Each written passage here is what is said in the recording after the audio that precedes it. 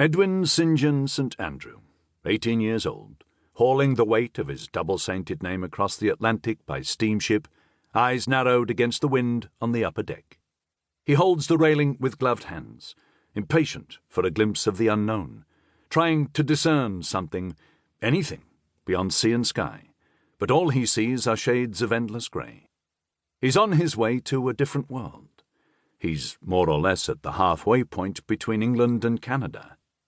"I have been sent into exile," he tells himself, and he knows he's being melodramatic, but nonetheless there's a ring of truth to it.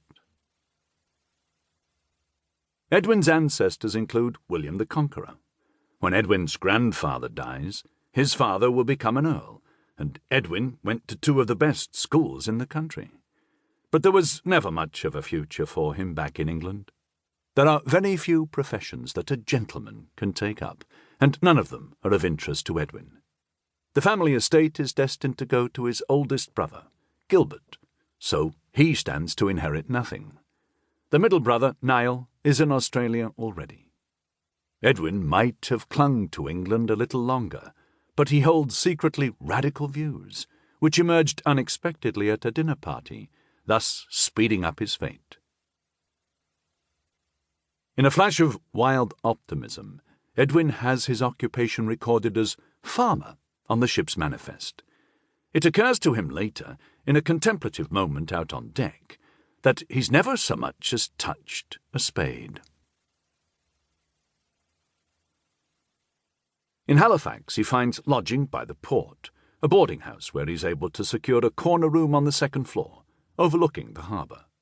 He wakes that first morning to a wonderfully lively scene outside his window. A large merchant ship has arrived, and he's close enough to hear the jovial curses of the men unloading barrels and sacks and crates. He spends much of that first day gazing out the window, like a cat. He planned to go west immediately, but it's so easy to linger in Halifax, where he falls prey to a personal weakness he's been aware of all his life. Edwin is capable of action, but prone to inertia. He likes sitting by his window. There's a constant movement of people and ships. He doesn't want to leave, so he stays. "Oh, just trying to puzzle out my next move, I suppose," he says to the proprietor, when she makes gentle inquiries. Her name is Mrs. Donnelly. She's from Newfoundland. Her accent confounds him. She sounds like she's from Bristol and also from Ireland, simultaneously. But then sometimes he hears Scotland. The rooms are clean and she's an excellent cook.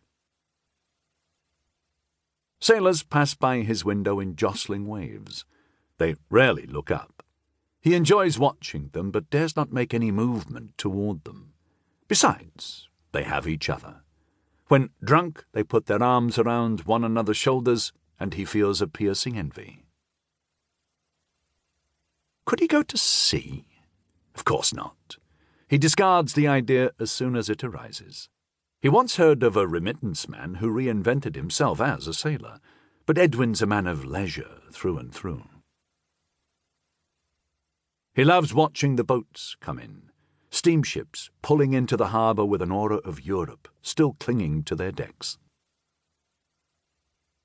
He takes walks in the mornings and again in the afternoons, down to the harbour, out to quiet residential areas, in and out of little shops under the striped awnings on Barrington Street.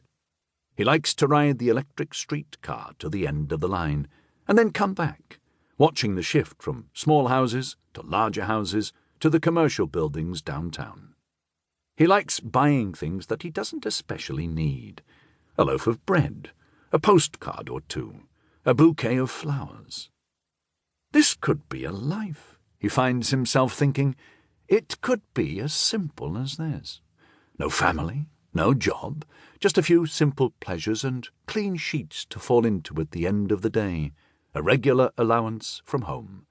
A life of solitude could be a very pleasant thing. He begins buying flowers every few days, which he places on his dresser in a cheap vase. He spends a long time gazing at them. He wishes he were an artist, to draw them, and in so doing to see them more clearly. Could he learn to draw? He has time and money. It's as good an idea as any. He makes inquiries with Mrs. Donnelly, who makes inquiries with a friend, and a short time later Edwin is in the parlour of a woman who trained as a painter. He spends quiet hours sketching flowers and vases, learning the fundamentals of shading and proportion. The woman's name is Letitia Russell. She wears a wedding ring, but the location of her husband is unclear. She lives in a tidy wooden house with 3 children and a widowed sister, an unobtrusive chaperone who knits endless scarves in a corner of the room, so that for the rest of his life Edwin associates drawing with the clicking of knitting needles.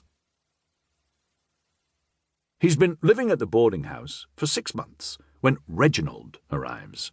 Reginald, he can tell at once, is not prone to inertia. Reginald has immediate plans to go west. He's 2 years older than Edwin, a fellow Old Etonian, 3rd son of a viscount, and his eyes are beautiful, a deep greyish blue. Like Edwin, his plans involve establishing himself as a gentleman farmer, but unlike Edwin, he's actually taken steps to achieve this, and has been corresponding with a man who wishes to sell a farm in Saskatchewan. 6 months, Reginald repeats at breakfast, not quite believing it. He stops spreading jam on his toast for a moment, seemingly unsure if he heard correctly. 6 months? 6 months here? Yes, Edwin says lightly. 6 very agreeable months, I might add. He tries to catch Mrs. Donnelly's eye, but she's focusing intently on pouring tea. She thinks he's a little touched, he can tell. Interesting. Reginald spreads jam on his toast. I don't suppose we're hoping to be called home, are we? Clinging to the edge of the Atlantic, staying as close as we can to king and country?